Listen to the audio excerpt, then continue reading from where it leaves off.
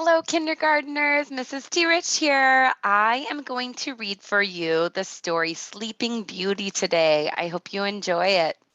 All right, here we go.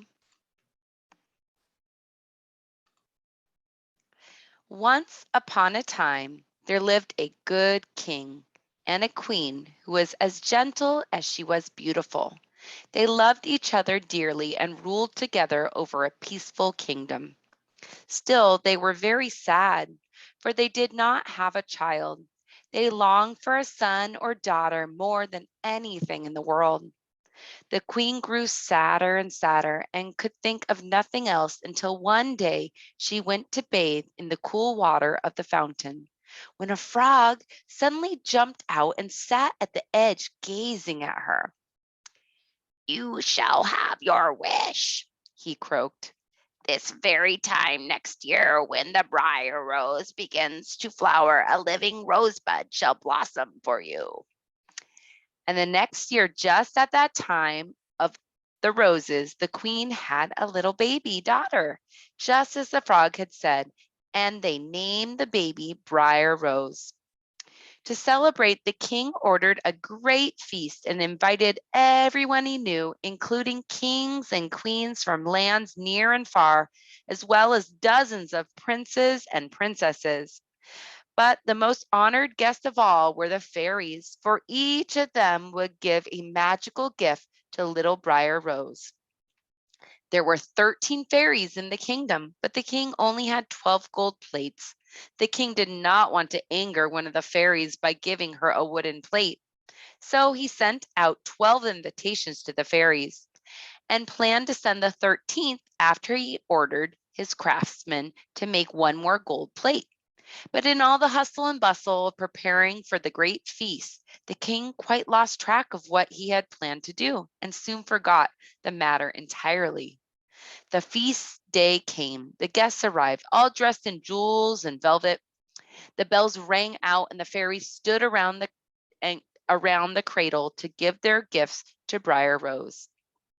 "Happiness will shine down on her like sunbeams," said the first fairy. "She will be wise and thoughtful," said the second. "She will be good and kind-hearted," said the third. "She will dance with grace and play sweet music," said the fourth. One by one, the fairies gave Briar Rose their gifts until at last the 12th fairy stepped forward. But before she could speak, the doors burst open and the 13th fairy stormed into the hall. She looked so angry that everyone drew back to let her pass.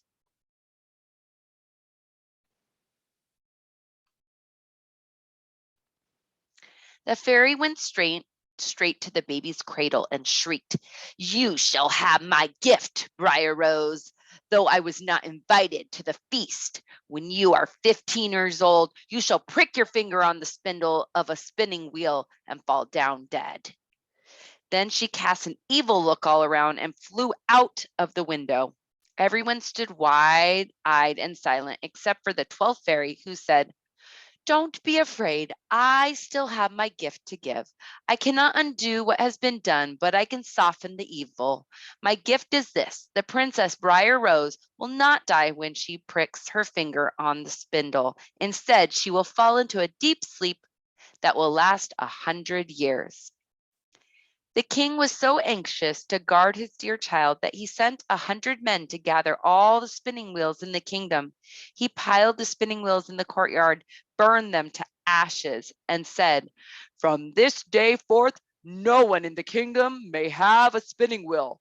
Then our dear Briar Rose will be safe." Briar Rose grew up blessed by the fairies' gifts. She was clever and good and as happy as the day was long. The king and the queen forgot about the 13th fairy's evil words, and the years slipped by until Briar Rose turned 15.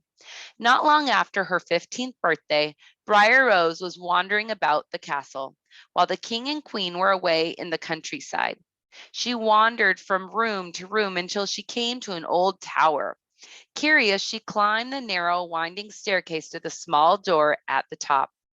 A rusty key was in the lock. When she turned it, the door sprang open, and there in a little room sat an old woman with a spindle, busily spinning her white yarn. "Oh, what a funny thing that is," said Briar Rose, looking at the spinning wheel, for she had never seen such a thing before. "How I would love to make it go whirling round and round." As soon as she reached out her hand, the 13th fairy's words came true. Briar Rose pricked her finger on the spindle, but as the 12th fairy had promised, she did not die. Instead, she sank down and fell into a deep sleep. At that moment, everyone and everything in the castle stopped what they were doing and fell fast asleep too.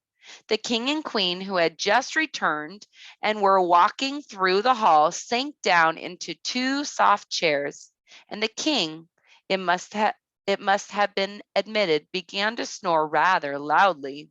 The guards fell asleep where they stood at the gates.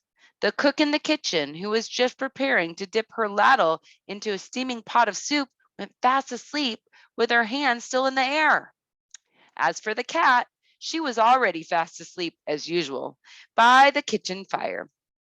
But then the fire stopped crackling and burning. The pot stopped boiling. Nothing stirred. Nothing moved. Not a sound was heard. Only around the castle there sprung up a hedge of briar roses that grew taller and taller until the castle was quite hidden. Not even the flags on the highest towers could be seen. As the years went by, people began to forget about the castle. Only the old people would sometimes tell the children about the Sleeping Beauty, a beautiful princess who once lived in a castle where the briar roses grew. But the children thought it was a make believe story, for the hedge was so thick and high that no one could see what was inside. From time to time, a prince would come riding by and hear the tale, and he would try to cut through the thorny hedge, hoping to find the castle with the Sleeping Beauty. But the thorns clawed and tore at every man who tried to cut through the hedge, and each year the hedge grew taller and thicker. Now it happened that on the very day when the princess had been asleep for 100 years, there came to the country a prince who was braver and kinder than any of the princes who had come before. He had heard the story of the Princess Briar Rose and made up his mind to find her. "The thorns in the hedge will tear you to pieces," all the people said. "I am not afraid," said the prince. "I shall not return until I win my way through." And so he rode bravely to the great hedge and prepared to cut his way through with his sword. All at once, however, the hedge blossomed with pale pink roses. The branches parted in front of him to make a passage, and the thorns turned themselves away.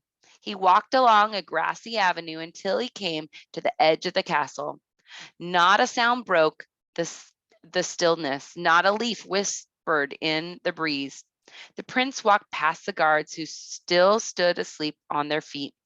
He entered the castle and saw the king and queen asleep in their chairs. Everyone and everything was the same as when they had fallen asleep 100 years ago. Then the prince noticed that the steps that led to the tower. He climbed the steps just as the briar rose had done so long ago. And when he opened the door and stepped inside, he stood still to wonder. The prince lay there fast asleep. Her fair face was turned toward him, just as she had sunk down to rest 100 years before. Everything was the same, except that around the couch had grown a canopy of briar roses to protect her as she slept.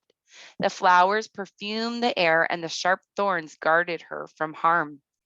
So beautiful did the princess look lying there, like a pale rose herself, that the prince was drawn to her side, and bending over her, he kissed her cheek.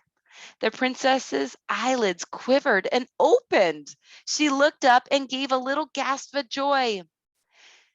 "You have come at last," she cried. "I have been dreaming and dreaming of you for such a long time." Now, the moment Briar Rose opened her eyes, everyone and everything else in the castle began to awake too.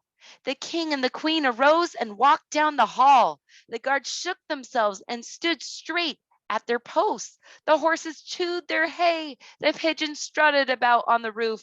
The fire blazed, the pots boiled, and the wind whistled merrily around every corner.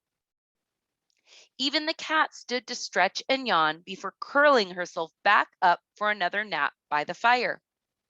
Then, with a sound like a deep sigh, the hedge, the great hedge of briar roses sank down and down until it vanished in the earth. Not even a petal was left. "It does not matter that the roses are gone," said the prince, "for I have found my own briar rose, who is the fairest of them all." And so they were married and lived happily ever after. The end. All right, kindergartners, I hope that you enjoyed our story today. I will see you in class soon. Bye, everybody. Have the best day ever.